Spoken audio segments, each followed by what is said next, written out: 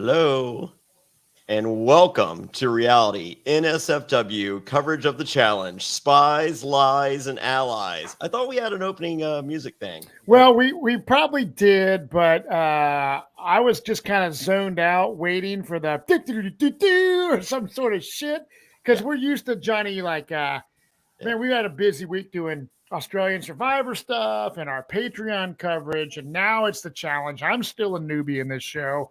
Um, How you did know this it. one? Tonight was better than last week. Well, Yes. I just challenges were awesome tonight. You think? And it's crazy how brutal. I didn't realize how dangerous these challenges can be, as we saw in tonight's episode.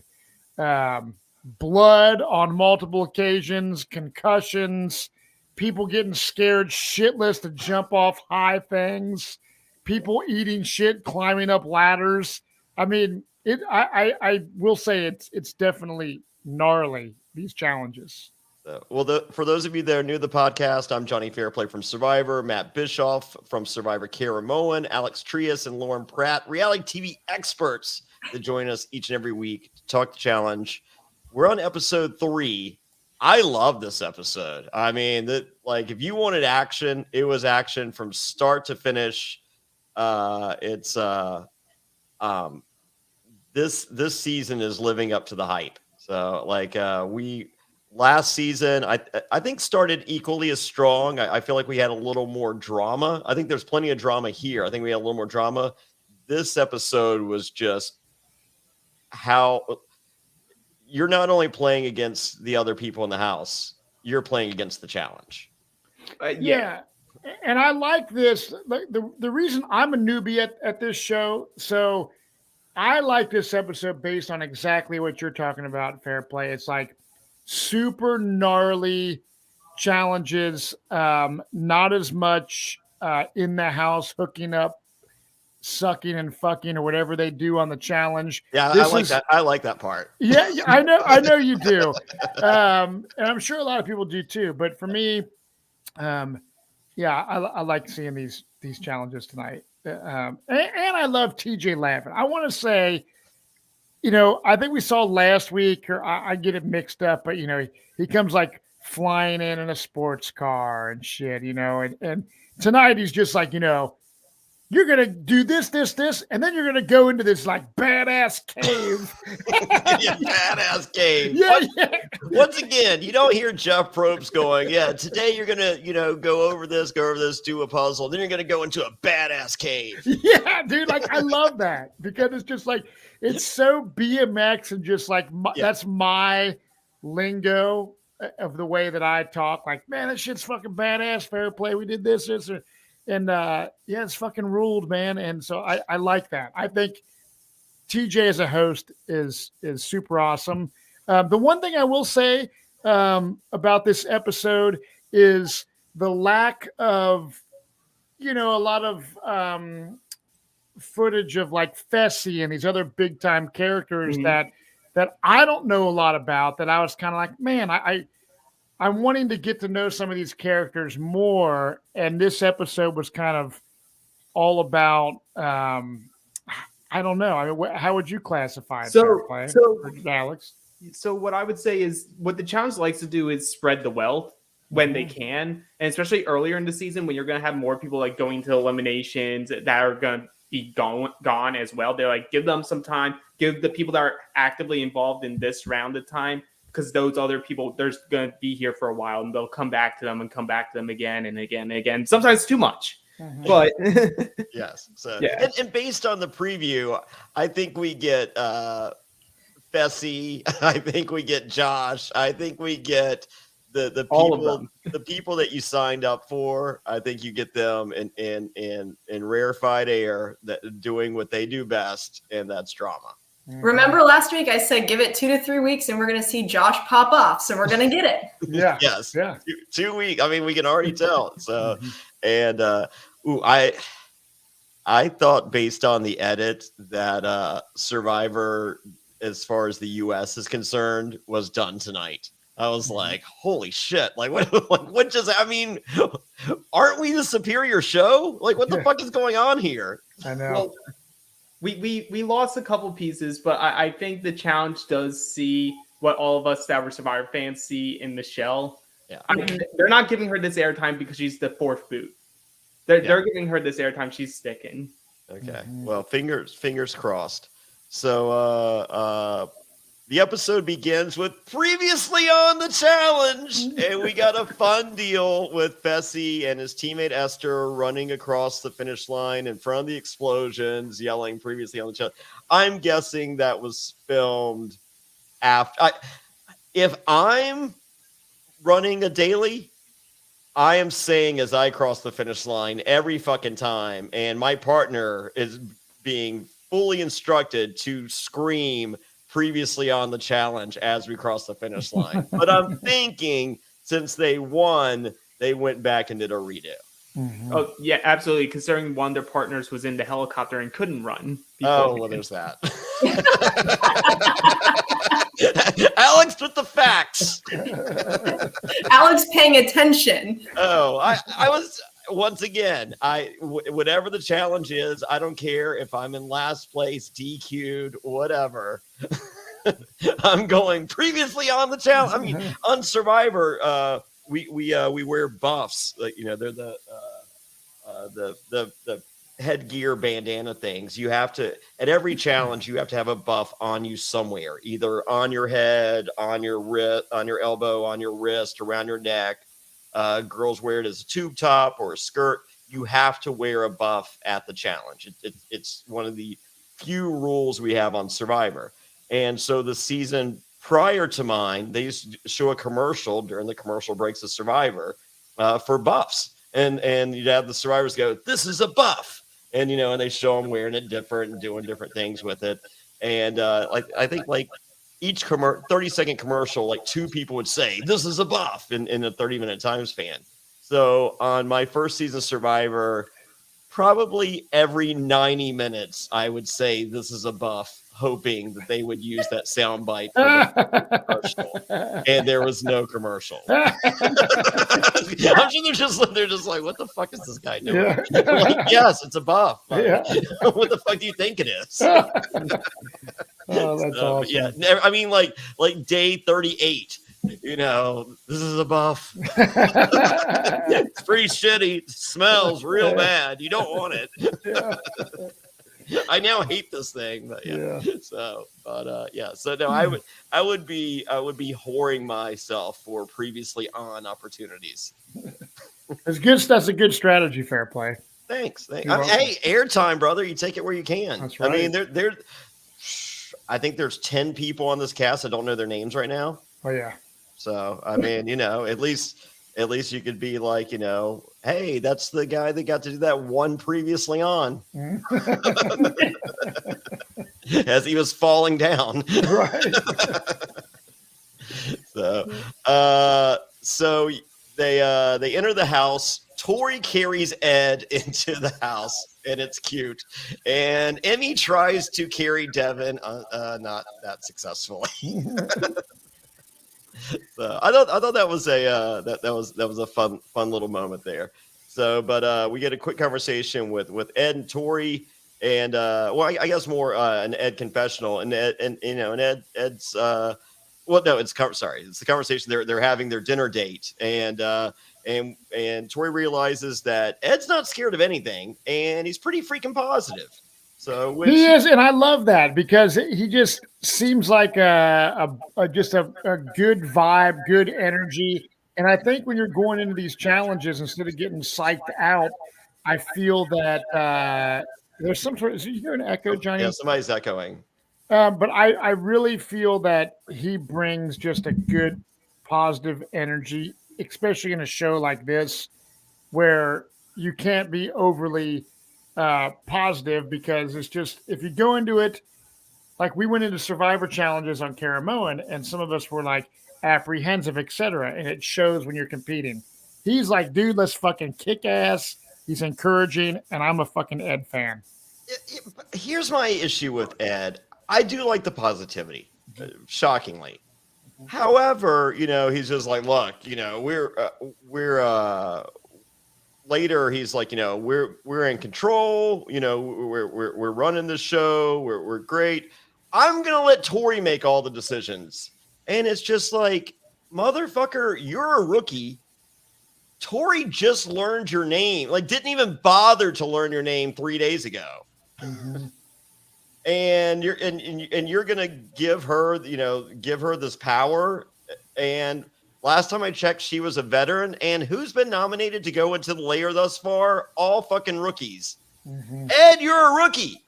Not only are you a rookie, you're a latecomer rookie who has already been thrown in. So they've already shown they have no qualms throwing your ass in. I think with Ed, it really comes to not having the knowledge of this show, because he said on the interviews last week that he's seen one episode of the challenge, and it was while he was in quarantine. So it was an episode of Double Agents. So like he picked Tori because he heard that Tori was picked the previous round before he came into the game. So he's probably thinking, oh, Tori just understands the game. Let her do all the dirty work. Let her get all the blood right. I could care less. If I go down, I'm going to go down and I'm going to win, because winners win, his words. But that makes sense. I mean, is this an ignorance is bliss type scenario? Yeah. But is it? I mean, I understand that that's what's going on in his head, but is it really ignorance is bliss? Or should he be like, wait a second, these guys have all been here, these guys are all new, and they keep putting in all the new people. And TJ's even saying, hey, vets, way to go, these fucking rookies are idiots. I'm thinking, I mean, could it be a strategy of Ed, like he doesn't want any blood on his hands? He wants to be the nice, positive guy and can point the blame at anybody else but him, because there's always a chance that the teams can be like switched up throughout this fucking game, right? Yeah, and as soon as Tori gets the opportunity, she's gonna fucking ditch his ass, and he's gonna be placed with a rookie, and they're gonna be fucking thrown in. Unless they win. Yeah, I was going to say they're actually pretty good competitors together partnered. The only thing is Tori actually shot herself more in the foot in this episode than Ed, because I think Ed laying low is potentially a good strategy for him to see how things maneuver. Yes, all rookies are going in, but people are saying, yes, Ed's a competitor. I want to keep him. Yeah, it's like the way you would have to view it if you're playing hard, and I would hope Ed would want to be playing hard, is the veterans are all going to think this was Tori's move, no matter what he did. And the rookies are going to be like, well, he was sort of just powerless to his vet. They're not going to like blame him for it, because other rookies have also went with their vet. So it's sort of like no matter what he did, he wasn't going to get blood on his hands. So he might as well like, let Tori do what she needs to do. Burn her game. I don't care.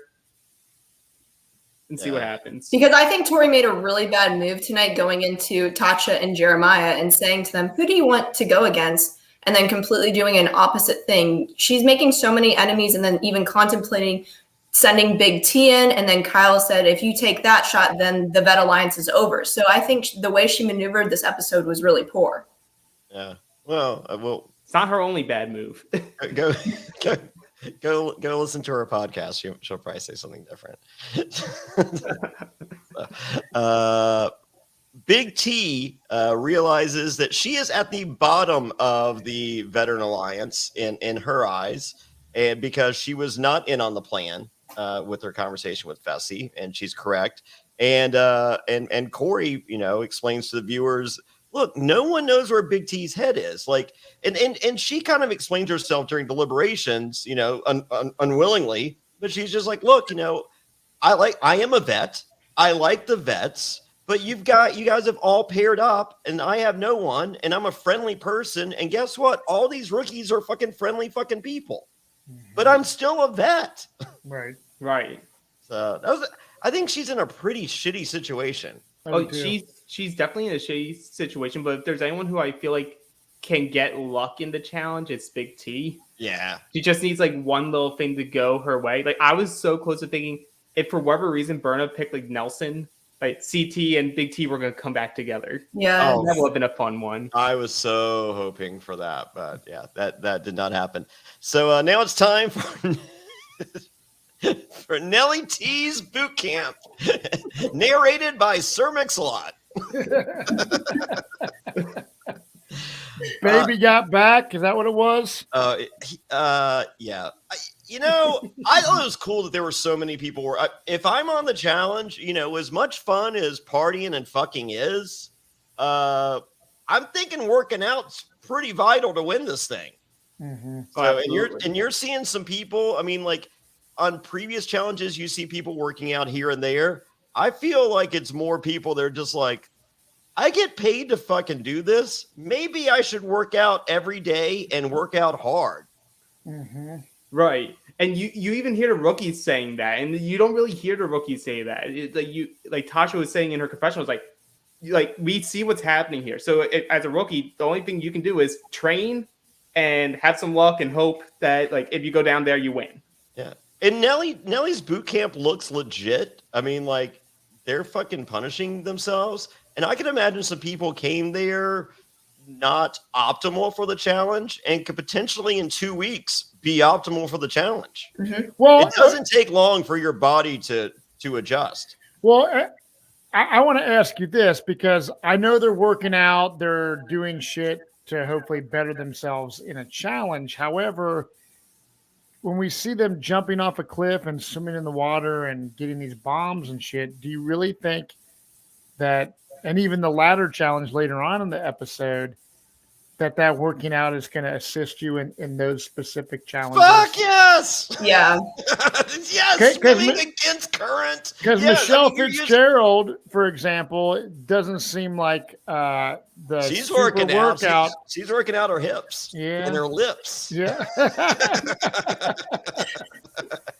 Now, Johnny, I was talking to somebody today, and we were talking about the challenge, and they asked me, would Fair Play ever do the challenge?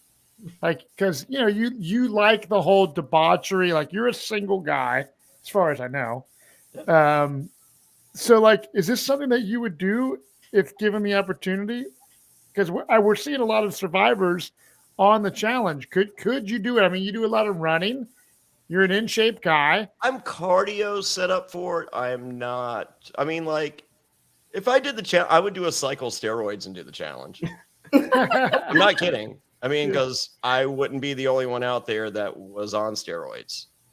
But if you actually were proactive about trying to get on the challenge, do you think you could get on? Probably, potentially. I don't know. I mean, as a survivor. I feel like I'm better suited for All Stars once All Stars starts bringing in outside people. I think that's more, the challenge All Stars. Yeah, yes, that's more my. I feel like that's more my wheelhouse. But if I were to do the challenge, I would do a cycle of steroids. Yeah. Before I went out there, I mean, like prescribed from my doctor, and I would be a fucking like. I mean, you have to. I mean, trust me, you haven't seen a hall brawl yet, Matt. Well, I've seen clips that you've sent me where they're dressed in football gear and they're like running head first and smashing hall heads. brawl, baby. Hall brawl. So the hall brawl is something, yes, that would be could really fucking hurt you for badly forever. Yeah, like I mean, like Johnny Fairplay versus Fessy in the hall brawl. Johnny Fairplay ain't right. Yeah. Afterwards. Right. Wow. So it's just like, remember when Johnny Fairplay could walk, and remember when Johnny Fairplay could add primary numbers, shit like that. Right. Yeah. So, we've seen a hall brawl on a previous season where someone literally just picked the person up and basically smashed their head into the bell. So wow. The shit's gnarly. And there's other challenges or things potentially in the lair that are equally as dangerous as the hall brawl. But hall brawl if I got the call for the challenge, I would probably have nightmares about the hall brawl going into it. Yeah, you'd be like scared shitless, right? Yeah. Yeah. So I mean, I don't know if I'd be at the top of a cliff throwing up. Yeah. I love that Ashley is with him. It's so funny. Oh, it's so great. We're almost there. I did appreciate Coriel, the rookie, asking Gabo for advice.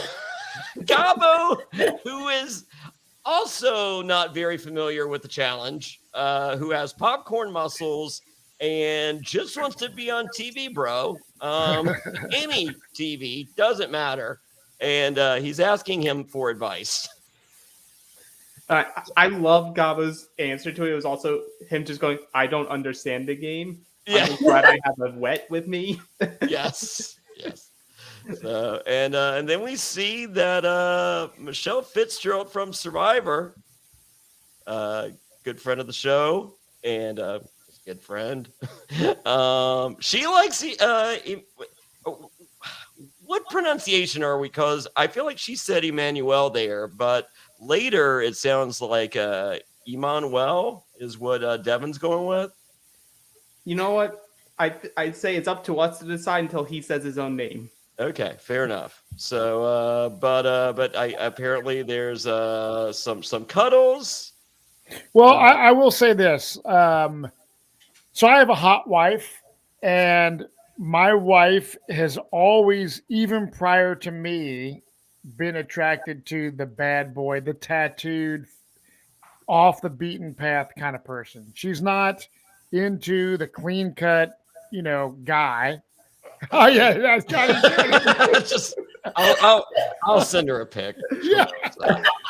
So I really do feel that a lot of beautiful women tend to gravitate toward the bad boy, the rough around the edge kind of guy, and that's what he is. He's got tattoos all over his face, his neck. He's got the stupid mustache, and she's all about it. And I'm just like, hell yeah, Michelle. I was like, good for you.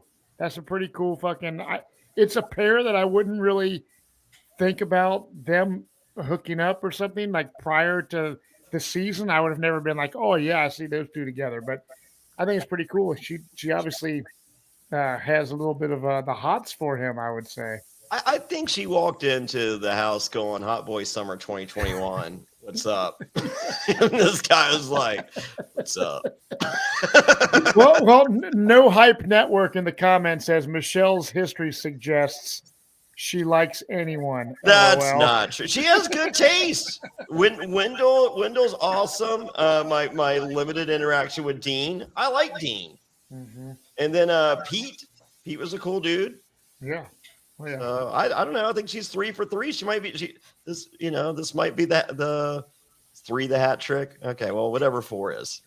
I love how you had your question if 3 was the hat trick. Yeah, she's on 4. But hey, good. She's young. She's beautiful. She deserves yeah, the spices of life. Totally. I mean, fuck, she's a millionaire. Who doesn't want to date her? Oh yeah. Yeah, she's super. She's I'd super date cool. Sandra.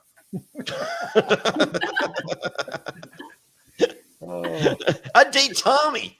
Yeah. I can teach him with Tommy with the stupid fucking Disney mugs. Oh, we'll get to Tommy. So anyway, it's a 30-foot cliff. You have to swim into a badass cave, and then you go onto a wave runner and then swim in. And real quick about the wave runners, I felt they were kind of balancing the gap between a couple of the team competitions there. Absolutely. I felt the same way, especially because like you were looking at how some of the people were swimming. Like you were watching, Michelle was killing it in the water, and you see her swimming past Tori, who's doing like "Let Me Survive" backstroke, and then you're like that wave runner. I think was the difference maker between Coriel and Michelle winning and coming in second. Yeah, and I felt like some teams, like they got there and they're just like they haven't even grabbed and they're taking off and they're just like, hang on, we're gonna get you there first. And then the other teams, they're like, you got your seatbelt on? All right, well, look both ways. Okay, are we good? Right. Can we get a thumbs up? Can we get a thumbs up with the other hand? Oh, and then the first one again. Okay, let's go. I agree. I think it would have been better with it not being there, where they either made it shorter, where they had to just swim the whole way, or figured out a better finish line. Because I definitely think that some teams got screwed over more than others with it. I think so too. So I mean, what I will say is obviously there's some people very hesitant and scared to jump off the 30-foot cliff because it is kind of a, you know, TJ also says you're going to jump off a 30-foot cliff into this dangerous, seas or whatever. Yeah, right. And it's like, Thanks, TJ.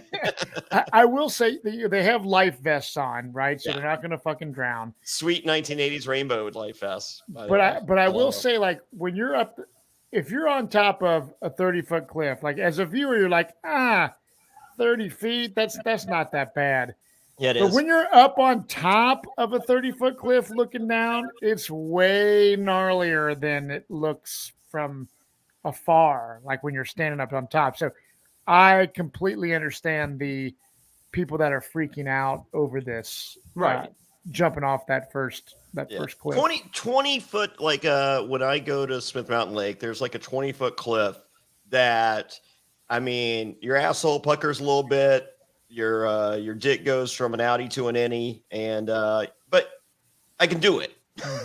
Right. Yeah. So, but like 30, it's like, oh, come on, man. You just have to say fuck it and do it. 20 is enough. Why do we need 30? But I would do it. I would, I'm scared of heights, but that 30 foot, I mean, if it's 40, it's just like, all right, I can't. Like, we're done. Well, you have to take into account also like how rough the water was and then the rocks that are all surrounding it. I think that made people more fearful of it. Had the water been a little bit calmer, I think some people would have made the jump a lot easier. Yeah. It was legit as fuck. I mean, definitely legit. Well, we had people bleeding because of it. But it was just like, I feel like when you hear it and you're someone who's afraid of heights, I feel like the best thing you can do is, even with them saying it, never look. Never look down. Just you walk up, always look forward, and then when they tell you jump, jump. Don't think about it, and then it's done.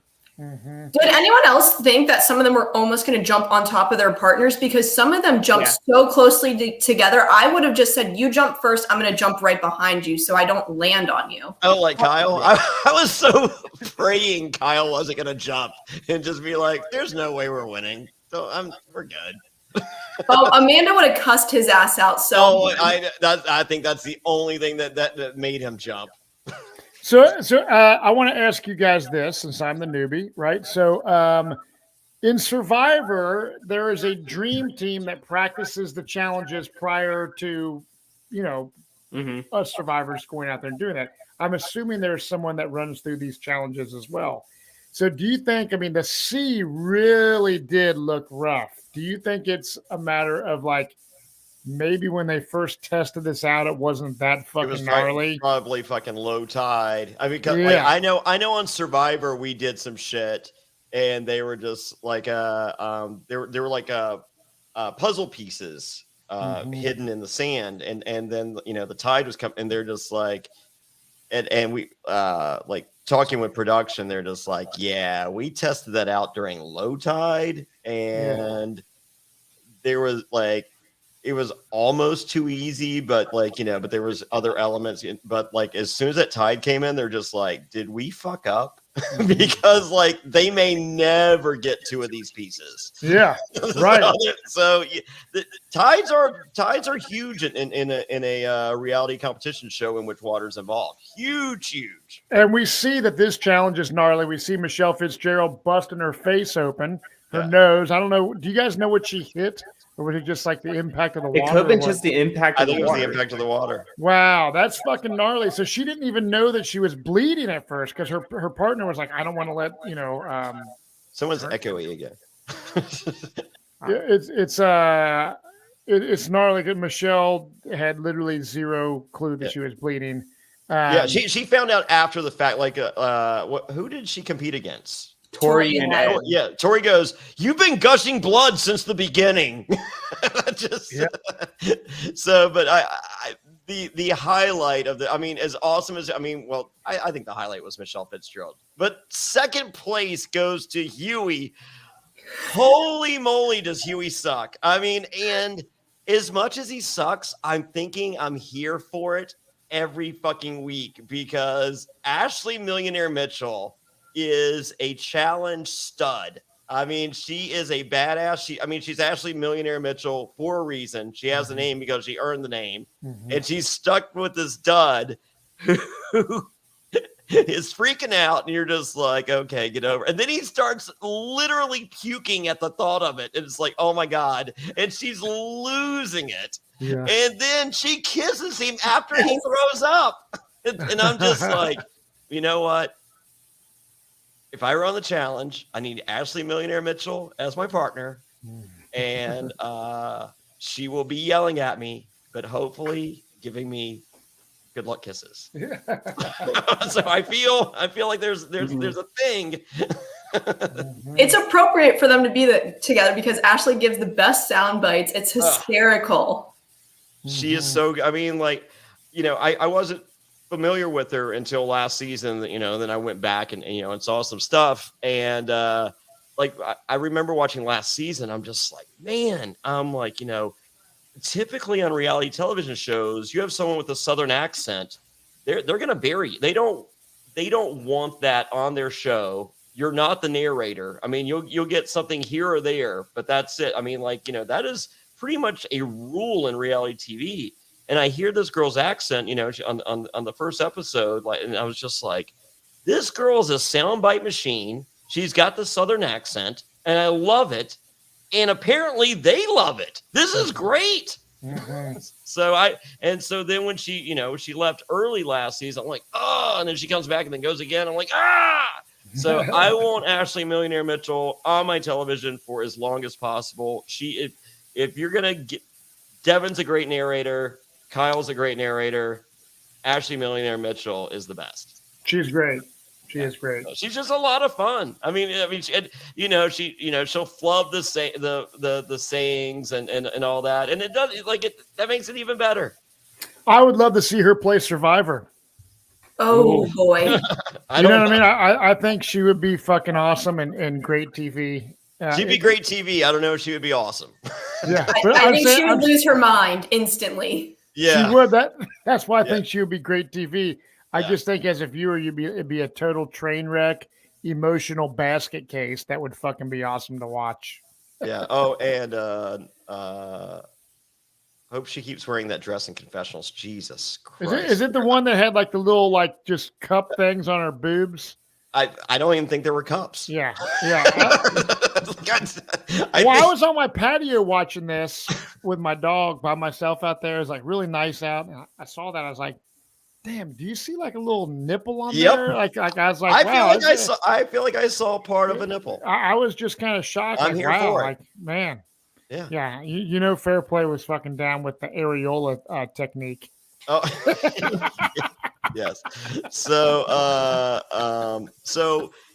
Huey loses it before he goes out there, throws up, and I was shocked he jumped in the water. Jumps in the water. Huey becomes a superhero. He does. What are the odds of this? I know. It was just pure insanity, and I was all here for it. You went through all of the emotions with Huey in this little 3-minute section of the show. Yeah. So I think he won over a lot of people tonight. So I mean, because I know there's people that love Ashley. They're like, oh, she's got this anchor, and but I think they make fun television. They're the odd couple. They make fun TV, and then situations like that where he steps up. I think people are for it. Mm-hmm. Yeah, John, you know this more than anyone. It's with all reality TV and everything. It's as much as we want to see good performers, it's even more important to have good characters and people that will light up the screen, whether it's them making a fool of themselves or not. Is that's what makes good television. So I think Huey was so far, he's an A+ pick for them out of the rookies. Oh, this was his coming out episode for sure, because the first two we didn't really see too much of him, and then this one I think he got a good amount of screen time, and either you're gonna like him or you're not, but I love him. Yeah, well, no, I think if he had been a dud in this challenge, I would have wrote him off. I would have just been whatever it takes for Ashley to get away from this guy, make it happen now. And after that performance, I'm just send him to TJ's final. Yeah, and what I think is cool is when he finally jumps off the cliff, and then he's swimming for dear life, and he makes some sort of statement when you feel like you're gonna die, you just go into this mode of like, I could die right now, so I'm gonna fucking. Your adrenaline kicks in, and you do become like a fucking Aquaman in this instance. Yeah, I did a celebrity bull riding, and like they called me up. They're just like, hey, do you want to do celebrity bull riding? And I'm just like, is it real bulls? And they're like, yeah. And I'm just like, lose this number. Don't you ever call me again. And they're like, well, it's $40,000 for 10 days. I was like, hello, you there? I got your number. I'll call you back. So anyway, so I get there, and Vanilla Ice and Rocket Ishmael and Cowboy Kenny Bartram, like, who has like 2 gold medals in motocross X Games. I mean, like, I'm with athletes, like real fucking athletes. And then me, Josh Haynes from UFC. I'm just like, fuck me. So anyway, so everyone else figured out how to safely get off the bull, and I never did. Like, I was just like, but everyone else went to the hospital. I mean, like punctured lung, like Stephen Baldwin, broken collarbone. I mean, everyone got fucking hurt except for me. So, but my thing was like, I got on the bull, and I'm just like, all right, everyone else has figured out how to get off safely. I have not. Let me just try to, like, I ain't in a hurry to hit the ground because it sucks. So, like, maybe I'll get 8 seconds. The horn will go off, and the bull will be like, all right, you got me. And then he'll sit down, and then I'll just get off him. I'll pet him, and I'll walk. So that never happened. But it's just like, you just get in that. You're just like, look, this sucks, and it's going to happen whether you like it or not. You're doing this. So you might as well get it over with as quickly as possible. And I think Huey was just like, well, fuck, if I swim faster, it's over quicker. Let's go. Yeah, right. Yeah. So yeah, I feel Huey's pain. So no, as I said, first 2 episodes, not a huge fan. Love him after tonight. And as I said, TJ's final was calling Huey and Ashley Millionaire Mitchell as a team. Mm-hmm.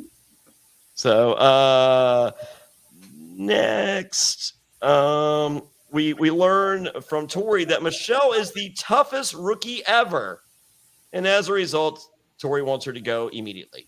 Yeah. I'm like, no, like, yeah. It's like, yay, no, oh man.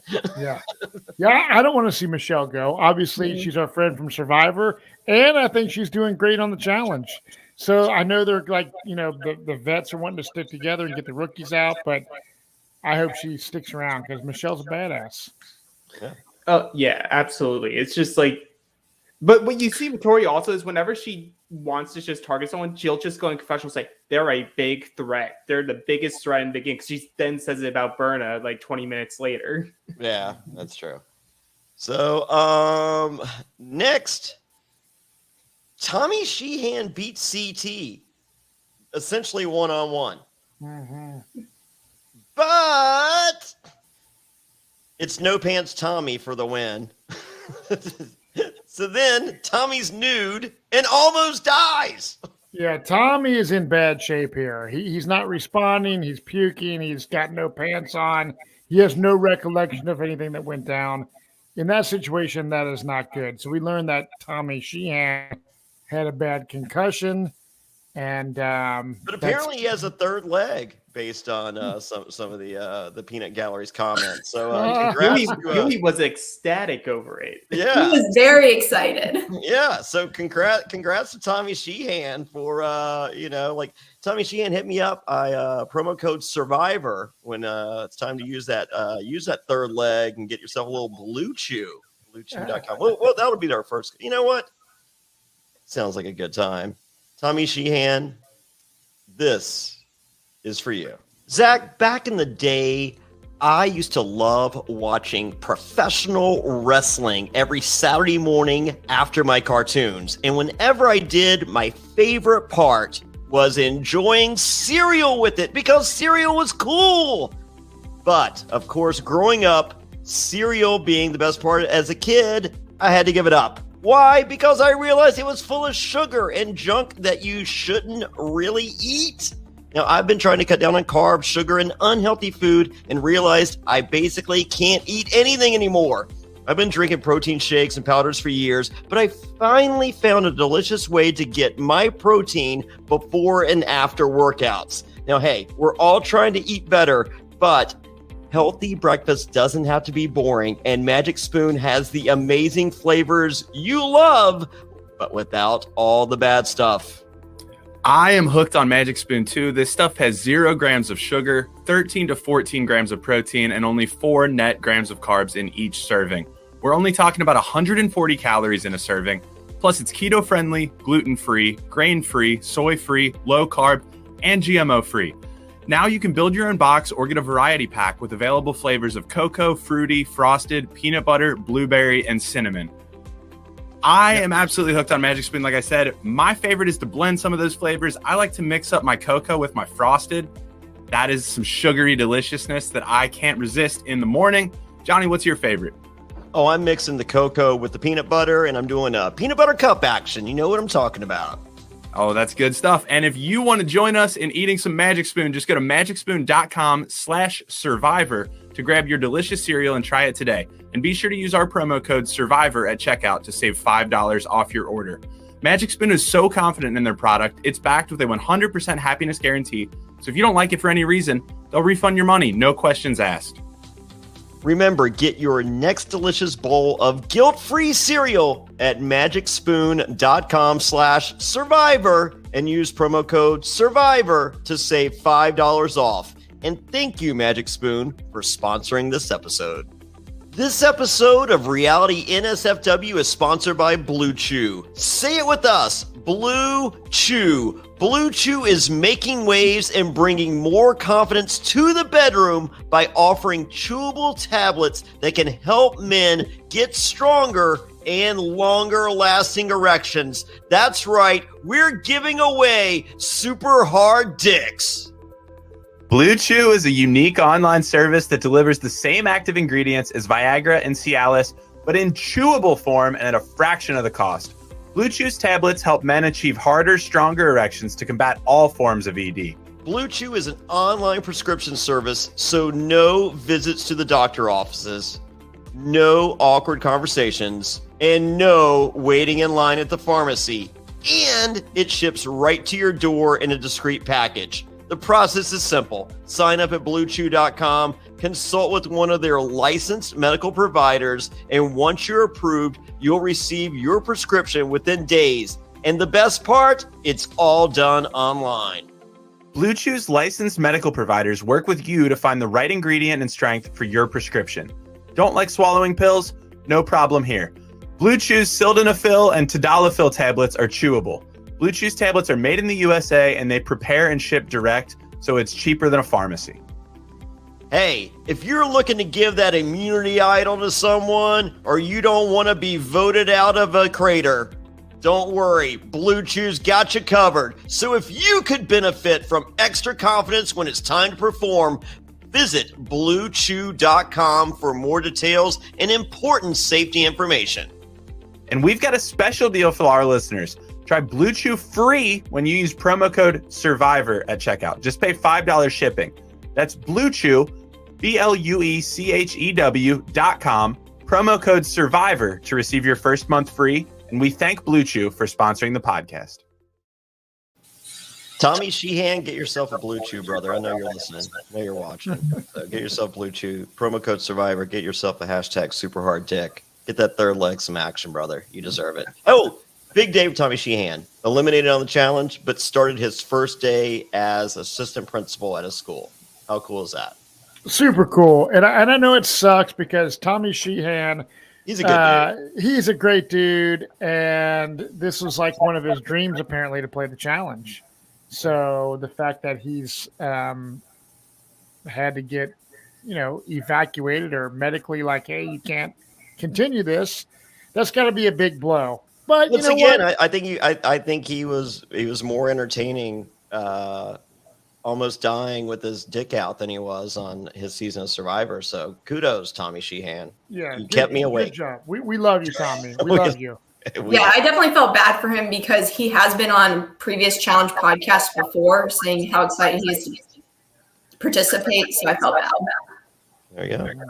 So next up, Tatcha and Jeremiah DQ'd. They don't finish. And if you're looking for a rookie to throw in, that seems to be raising your hand by being the only team not to finish this daily. So I will say I think it was a very bad decision on the house to put Tasha and Jeremiah in. When you see weakness, keep them around for you if you have to go down into elimination. Yeah, Like that's if true. you're going to be rookie on rookie, and you're like, oh, let's send strong rookies to go against the weak rookies that we just saw, and hope that the weak rookies somehow survive. It's like 9 times out of 10, that's not going to work, and now you just got rid of easy like lambs for you. Yeah, but I mean, it's not like they're fighting for TJ Skulls. No, but you have the opportunity to still be thrown in. Yeah. So. Well, I agree with you, Alex, only because we see they have Tatcha and Jeremiah who went in, and then they put down Corey and Berna. I don't want to go against Corey and Berna. If they think they were going to get sent home, I don't think that would have happened if it would have been a duo matchup. Yeah. So, well, we see the other teams, and apparently they're not memorable for anything of any consequence, because we get a montage in about 12 seconds of 15 other teams. And as a result, we discover that there are 2 top teams separated by less than a second. And our winners are Ed and Tori, and second place, Corey L. and Michelle Fitzgerald. Mm-hmm. Once again, I think it came down to the Wave Runner. Which is not that I would be so pissed having, if I'm competing, I mean, I've only competed in Survivor, but if I'm on a Survivor challenge and there was some sort of thing where you're like, you're going to swim out to a boat and then the boat's going to drive you across the lake and then you got to do this. It's like adding that element in, it seems like an unfair element. I agree with you, Lauren. Make the challenge a shorter duration where you have to swim the whole time. Yeah. It's too much a variable of, if it's literally 1 second difference, it's 100% on the jet skis part. Yeah. So I don't know, but maybe next time they'll figure that out. So Ed goes into the house and explains that he's going to do nothing, and we've debated that. Tori decides in conference with Anissa and Devin that she wants Big T because revenge is a dish best served cold. Big T threw Tori in against Anissa on the last challenge, and Devin doesn't like it. And Devin apparently is the go-to between a lot of the house, especially the veterans, on what is a smart plan. And and so Devin throws out his ideas. He wants Emmanuel or Berna, or Emmanuel and Berna as his picks. So 1 out of 2 ain't bad, but then he does discuss during deliberation, if Big T's by herself, it's probably just a woman's elimination. Mm-hmm. And righto again.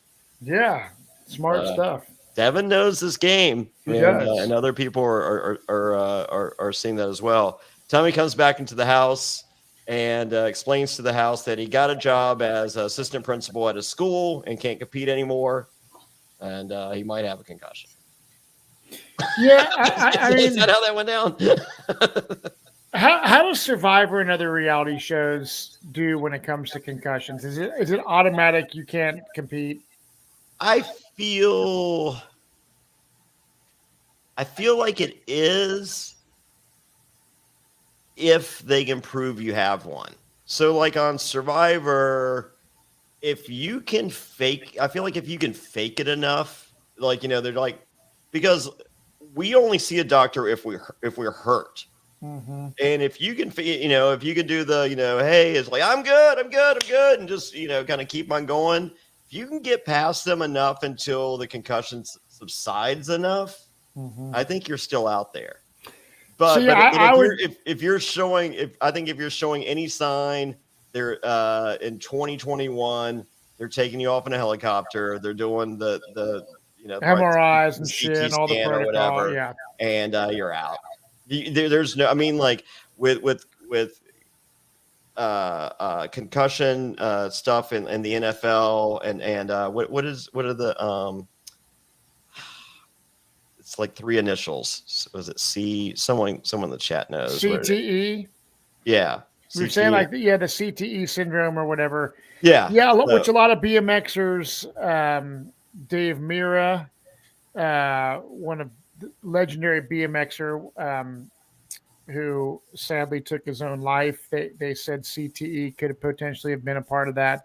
A lot of BMX. That's the thing about BMX, and TJ Lavin especially had a serious head injury that really affected him.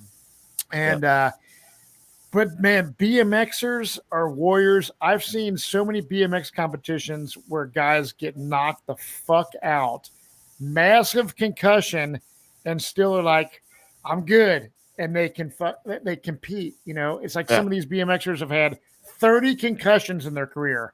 And like football players, you get like however many it is. They have equally as many, and then the wrestling community. I mean, like Chris Benoit, originally, it was thought, the steroid induced or whatever, and and then they analyzed his brain, and they're just like, this dude might have the worst fucking brain of anyone on the planet because of CTE.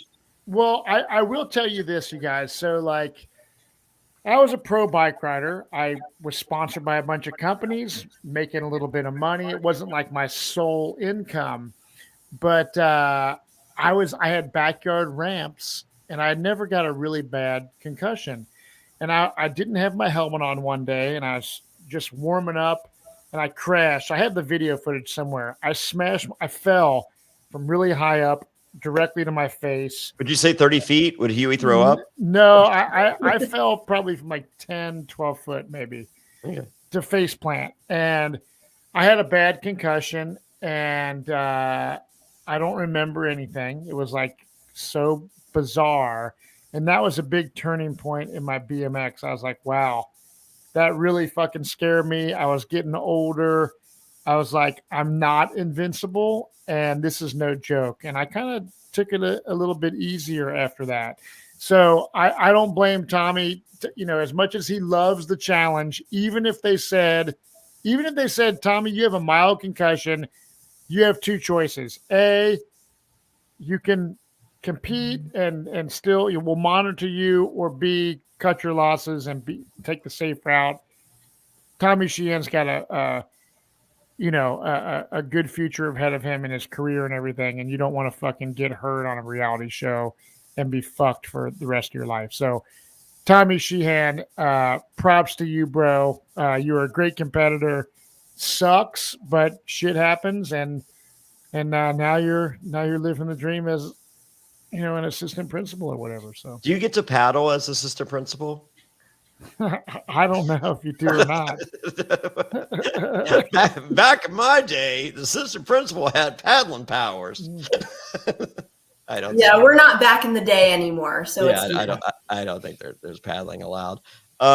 Michelle is upset by this. Big T is upset, and that I think that's a sign that Tommy T was making friends in the house. He's a likable guy. I mean, like, he wasn't in there to start drama. No.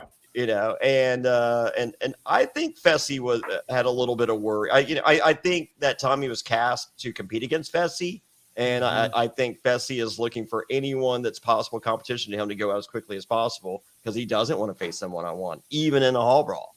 Mm-hmm. So, right.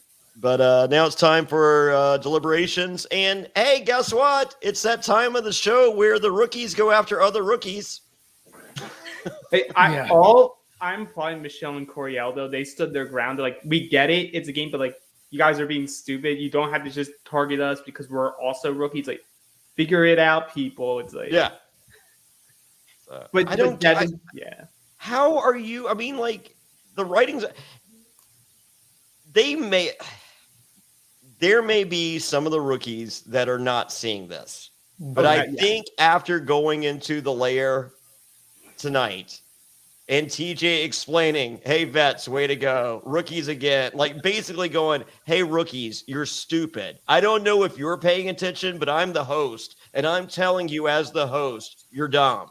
Mm-hmm. But well, maybe that's why next week we see Josh going off, because they figure it out. They figured out. Yeah. Well, I think the bigger issue isn't even if the rookies find out. It's the vets being able to stay together, because they keep hammering it into us with the confessionals and the previously ons within the episodes about we need to be able to keep this group together because there's a lot of bad history with some of these people. And I think Tori is the catalyst of all of it. Even through inaction, she was actively speaking out against another veteran at the Liberation. And you have Casey in the confessional going like, hey, Tori's biggest issue is she doesn't know when to shut her mouth. And she's giving all these people way too much information. Like, we can understand that. Talk about it in the side. Talk about it in confessional. Don't air it out for everyone to see because now you have every single veteran questioning you if you will betray the vets first. Not because all of them, they're like, we're fine with the, we were cool before this conversation. Why is this conversation taking place? Oh, and right before, I'd be remiss if I didn't mention, Tori did approach Tasha and Jeremiah, and it's just like, who do you guys want? And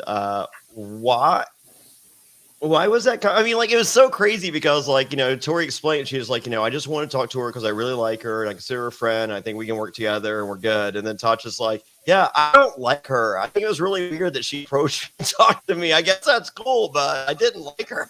It's just like, wow, what a bad read by Tori on that.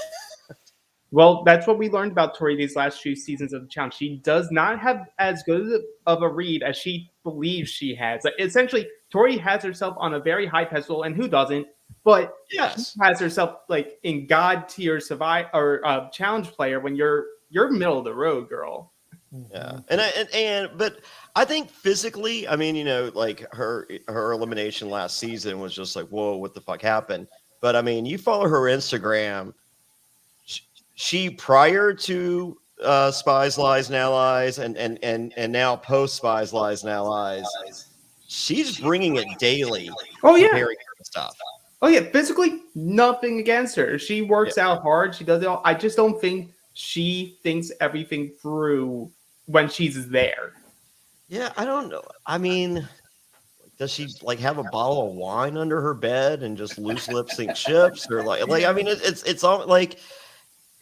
This game seems so easy for so many veterans that are just like, let's just not do any. Yes. Like, I mean, like, people have asked me, they're like, you go back on Survivor, like, what are you gonna do? I'm like, I would like to sleep for the first 2 weeks, is what I would like to do. And that is my game plan. Fucking sleep.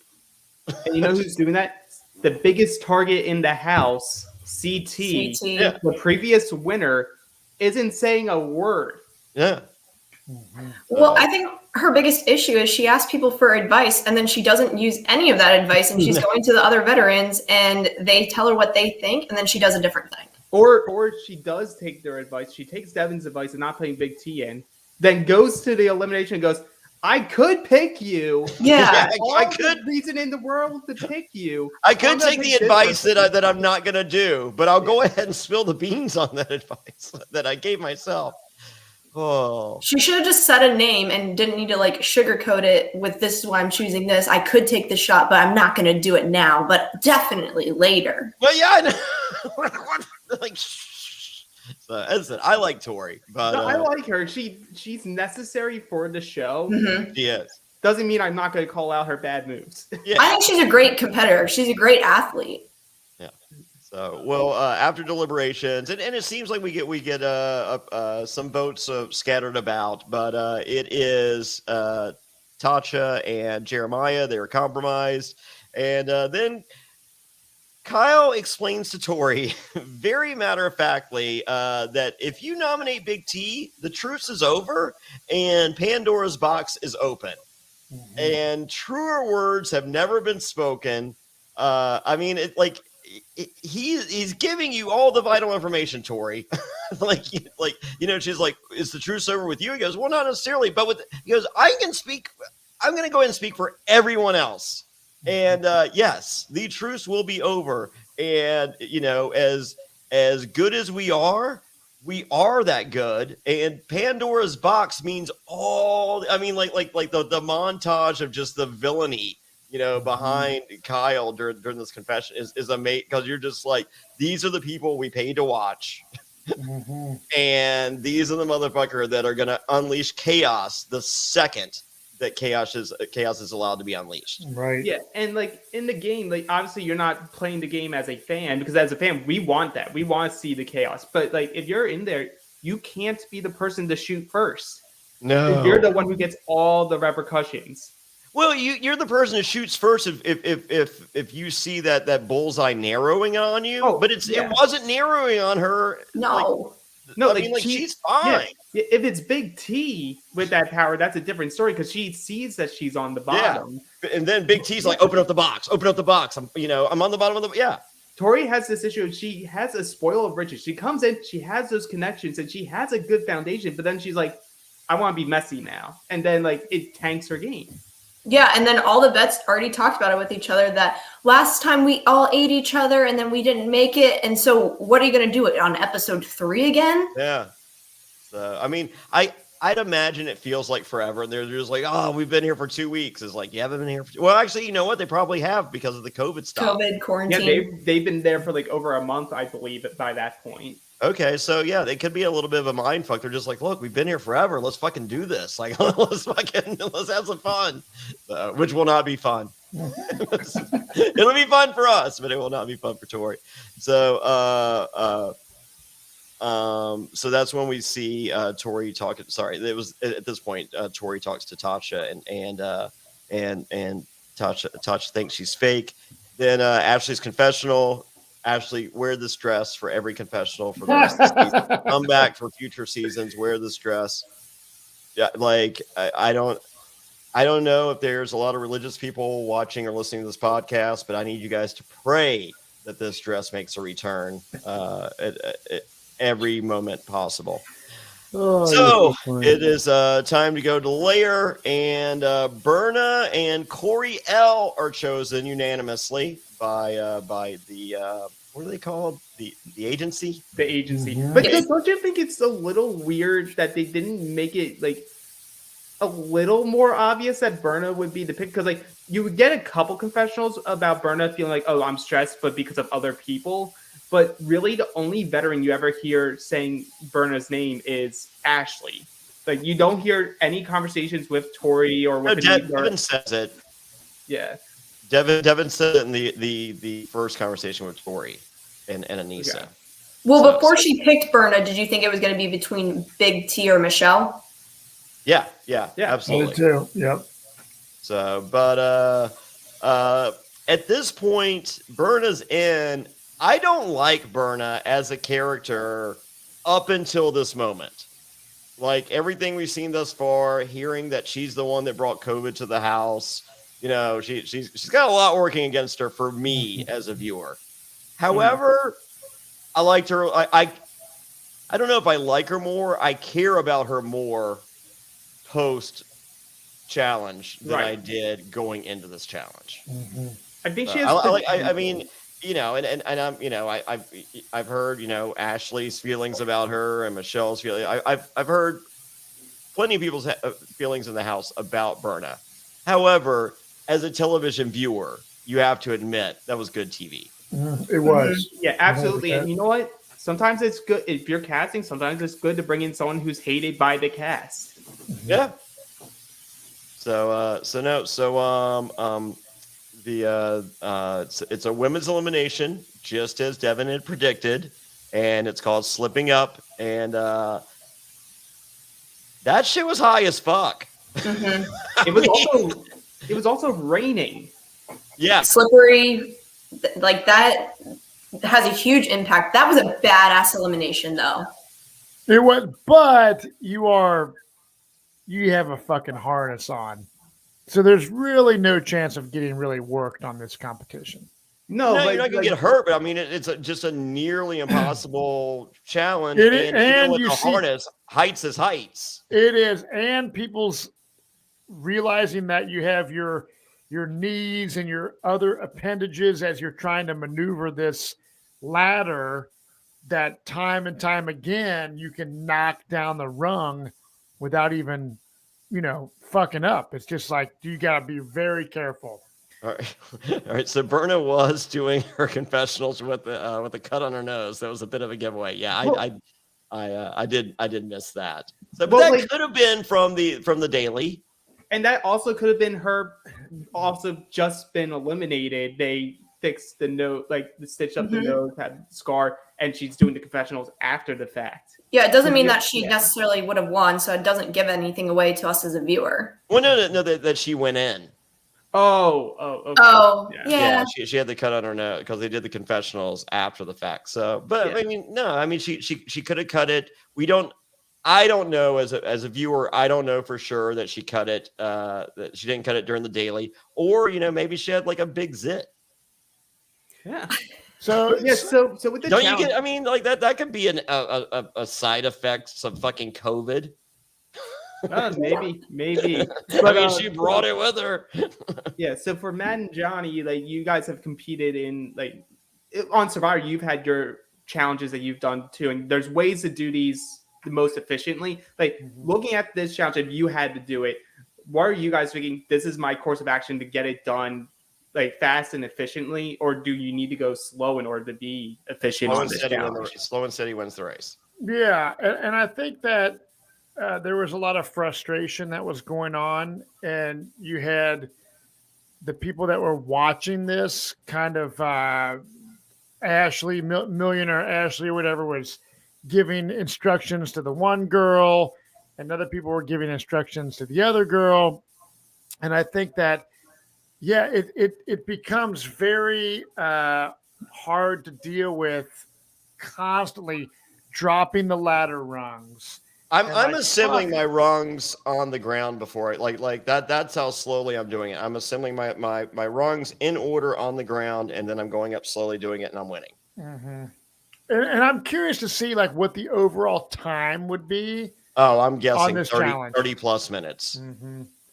With how much they were dropping or the polls were dropping, yeah, it had to have been a while. Yep, I'm guessing 30 plus minutes. And as I said, you put your polls in order in front. You go one at a time, take your time. But do you think fair play that I understand what you're saying? Lay out the pieces almost like a puzzle, right? Yeah. From boom, boom, boom, boom, boom, boom. But do you think that they threw a wrench in that, and that wouldn't be a strategy that was 100% foolproof? I feel like it was like I feel like the bars just did this. I mean, like I don't think they all looked like they were like not one of them was the same. Yeah. Way. And even if they were like, if production said like you can't do that, then what I would have just done is like take 3, like do it on the ground first, but not have. Well, there's no way they're not going to tell you not. I mean, why can't? But you yeah, that's the strategy. That is the best strategy. Lay the shit out. Yeah. Because I will say, like Zach Hacker, who's in Morocco right now, had given me a Survivor puzzle to hold on to while he's in Morocco for the next 2 years. So the other night, I did it here in my basement. And we will have that September 22nd. We will. At Play in Louisville. We're doing the Survivor premiere viewing party. Season 41 Survivor starts September 22nd. Get tickets right now at survivortix.com. That's survivortix.com. I will put it on the screen for you. So what I will say, Johnny, when it comes to a puzzle or the ladder rung challenge, it can seem a bit overwhelming at first when you got all these pieces or all these rungs. But if you do sit down and plan it out and then execute your fucking plan, even though it seems like it might take a little bit longer, in the long run, as Johnny said, slow and steady wins a race. So this was a great challenge to watch, and I was stoked on it. I also felt as though there was a lot of trial and error with it as well, because you don't realize how unstable some of the poles are and how sensitive it can be to you touching it with your arm, you touching it with your foot. And so once Berna actually calmed down, she did quite well for herself. Mm-hmm. Yep, that was the difference. But yeah, I cannot imagine they would say you can't put the puzzle, that you can't put the pieces in order on the ground. Right. Yeah, I would think that would be a dumb rule. Why not? Yeah, why not? And you know what? It's something that I never really thought of in the way that Berna talks about it, because she's a gymnast, trapeze artist. Yeah, I mean, trapeze artist. But like I always think like going in like, oh, that just gives you such a big advantage. But in her mind, she's saying like that puts so much more pressure because everyone knows that's my background. So if I don't do well, then it's still more like an embarrassing moment. It's still an advantage. Oh yeah, that's what I mean. Like at the end of the day, that's why I think she was able to get that calm, was because she was able to like take that breath and to be like, I can do this shit. Yeah, this My is just like when perfection is this is just like when I'm in the circus, except potentially easier. It might have taken the pole to hit her in the face to calm her down. I think it did. I mean, just imagine the nerves going into a one-on-one challenge against someone for elimination, and you're representing your country. I mean, like the challenge is a big deal. Yeah, and I love hearing it from the international players, like the new international players, like saying like, I'm here to like give all the people in Nigeria like a representation of what like a strong woman can be on these type of shows. And like That was really cool. Burna really with cool. Turkey is like that. This is my country. I love hearing that stuff. It's so cool to see them get that platform. It is. Yeah. So well, Berna wins, as I said, not really likable until this challenge. I kind of dig, like, I thought that was cool. Like, I loved, just the perseverance and the blood down the face, wearing the crimson mask, brother. I thought that was great. So I will say that I think I hated every commercial on this episode except for the Mike's Hard Lemonade, Mike Tyson commercial. I will say I do enjoy the music that they played during the challenges. You should have watched All Stars, brother. All Stars was all 90s. Was it? Well, dude, I was so stoked. I'm out there in my patio watching, then all of a sudden I'm like, fuck yeah, I love the band Royal Blood. Yeah. So they played Royal Blood tonight, and I was like, fuck yeah, man. Yeah, it was deep. Like every episode was 90s hip hop and grunge and all that stuff. And I would have loved it. And we were talking with the guy that did the music for the show each week, and every episode he would sneak in a deep cut. Every episode he would do like one deep cut. That's good. That's good. It was so awesome. Yeah. But tonight's episode was sweet. I mean, poor Tommy Sheehan is gone. I'm stoked that our friend Michelle Fitzgerald is still in the race. Oh, thank God. Oh yeah. So pumped, man. I'm excited to see where it goes. But before Tasha goes, I love everything that Tasha gave us. So this is the difference between Survivor and the challenge. Yeah. So when someone is eliminated from the challenge, more times than not, it is I guess you get to say your piece before you leave, and it's usually fuck you, go fuck yourself. Yeah. Here's why I fucking hate you. Which could, I mean, so for those people watching the challenge, like when you get voted out as a survivor, you go to tribal council, Probst, snuffs your torch, your $1 million dreams are over, and you walk the walk of shame. And a lot of people will turn around and say, good luck, guys, or I had a great time.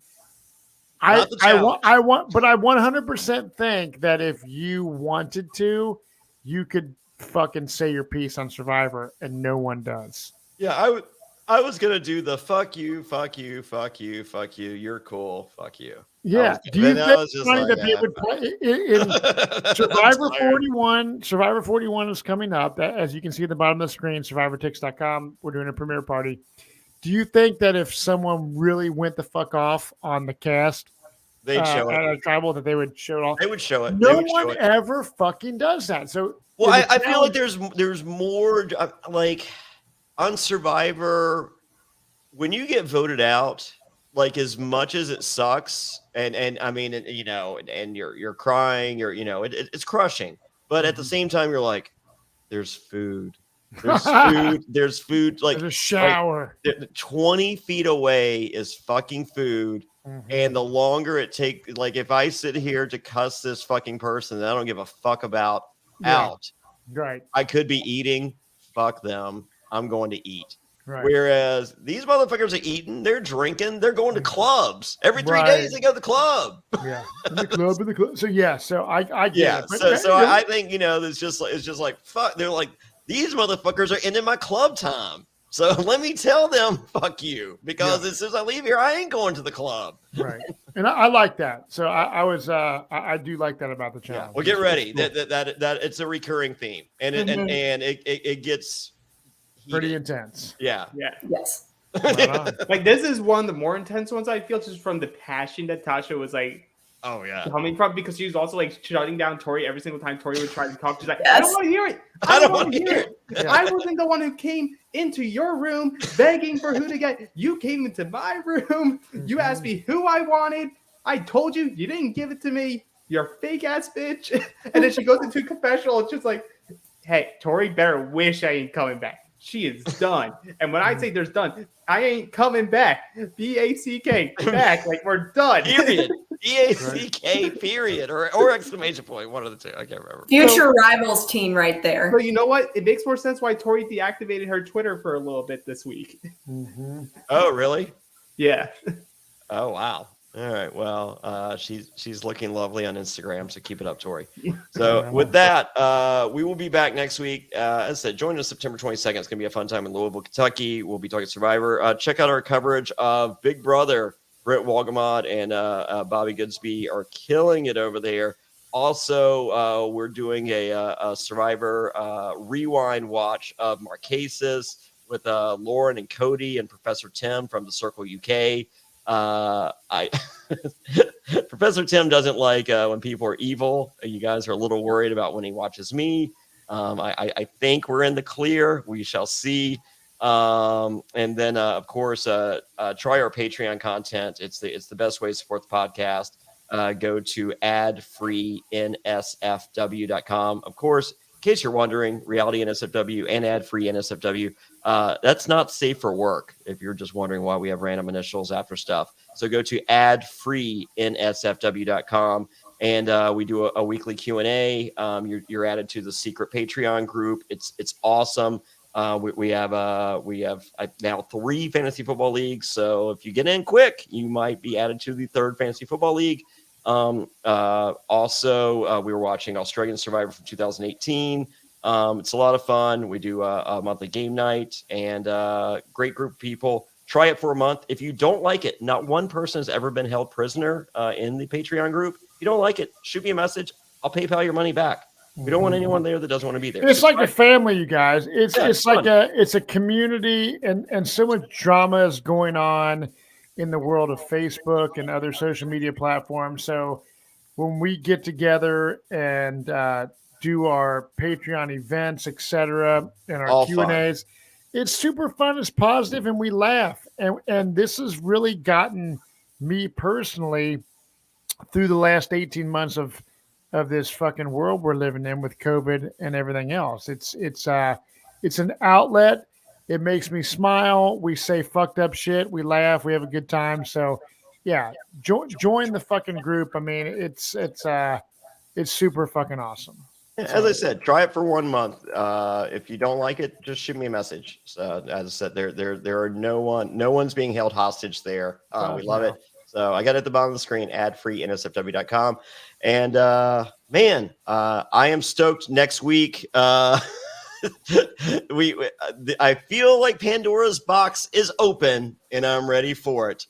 So thank you, Lauren. Thank you, Alex. Thank you, Matt the Beard Bischoff. I'm Johnny Fairplay. I'll be in Miami this weekend. See you Saturday, Magic City Wrestling. I'll be there, Hialeah Gardens, doing some cool commentary stuff. But until then, next week, and enjoy a final word from our sponsors. The Olympics, Euros, baseball, major championships, and concerts are all in this summer. But you know what isn't? A wild and hairy bush. Tame your pubes with help from our friends at Manscaped, the leaders in below-the-waist grooming. Their 4th-generation performance package includes the brand new Lawnmower 4.0. If an athlete treats their body like royalty, why not treat your pubes like Olympic gold? Fellas, do right by your balls and join the 2 million men worldwide who trust Manscaped by going to manscaped.com with the code SURVIVOR. Brent, if you're paying attention right now, I know that you've probably had a mishap in the past and you've been trimming down there with not the tools for the job. Well, Brent, that's right. I'm talking to you. I have come to save you, but not just me. The folks at Manscaped. The world is starting to open up, and the Performance Package 4.0 from Manscaped is here to help you get ready. Inside, you'll find their Lawnmower 4.0 trimmer, Weed Whacker ear and nose hair trimmer, Crop Preserver ball deodorant, Crop Reviver toner, plus 2 free gifts. What's that, you ask? Performance boxer briefs and the Shed travel bag. Talk about a world-class dismount into the post-quarantine world. This package is the perfect package for your package and peak performance in whatever sport you desire. Wink, wink. The brand new Lawnmower 4.0 is here to take the podium. This 4th-generation trimmer features a cutting-edge ceramic blade to reduce grooming accidents thanks to their advanced skin-safe technology. The Lawnmower 4.0 also has a 7,000 RPM motor, a new multi-function on-off switch, you can engage a travel lock, and gives you the ability to turn the 4000K LED spotlight on and off when needed for a more precise shave. Did I mention this trimmer is waterproof too? Michael Phelps is drooling just thinking about the possibilities. Now, this package also comes with the Weed Whacker to chop your worst weeds up top in both your nose and ear. This tool is a lock to take home gold in the biathlon. The Weed Whacker is also waterproof and uses a 9,000 RPM motored 360-degree rotary dual blade system. This nose and ear hair trimmer provides proprietary skin-safe technology, which helps prevent against nicks, snags, and tugs in those delicate holes.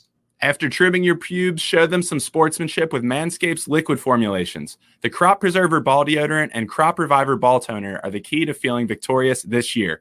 Manscaped's also throwing in 2 free gifts to the Performance Package 4.0. That's the Manscaped Boxers and the Shed Travel Bag. Now, go right now to get 20% off and free shipping using promo code SURVIVOR at manscaped.com. That's 20% off, free shipping with promo code SURVIVOR at manscaped.com.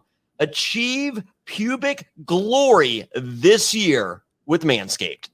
Lucy Nicotine is a company founded by Caltech scientists and former smokers looking for a better and cleaner nicotine alternative. Finally, tobacco alternatives that don't suck. Researched and developed for 3 years to be made for people, not patients. Lucy has created a nicotine gum with 4 milligrams of nicotine that comes in 3 flavors: wintergreen, cinnamon, and pomegranate. Lucy also has a lozenge with 4 milligrams of nicotine in cherry ice flavor. Each and every flavor actually tastes great, and it's convenient and discreet. Products can be enjoyed anywhere, on flights, at work, on the go, or even in the gym. I am so happy that Lucy is sponsoring us. Ever since they came on board, I have gotten no less than 5 of my friends transitioned over to Lucy and put their cigarettes down. They like the gum. I'm used to seeing the packages all around. This stuff is great, and it's really helping people make much healthier choices. So get on board and join the Lucy movement. Hey, it's 2021. Get rid of your cigarettes, unplug your vape, throw out your dip, and get some Lucy nicotine gum or lozenges. This is the real deal. A subscription to Lucy comes directly to your door each month. It's so simple that you don't even have to leave your house because Lucy has delivery down. Reality NSFW listeners, go to lucy.co and use promo code SURVIVOR to get 20% off all products, including gum or lozenges. That's lucy.co and use promo code SURVIVOR at checkout. Also, I have to give this disclaimer. Warning, this product contains nicotine derived from tobacco. Nicotine is an addictive chemical. That's lucy.co, and be sure to use that promo code SURVIVOR.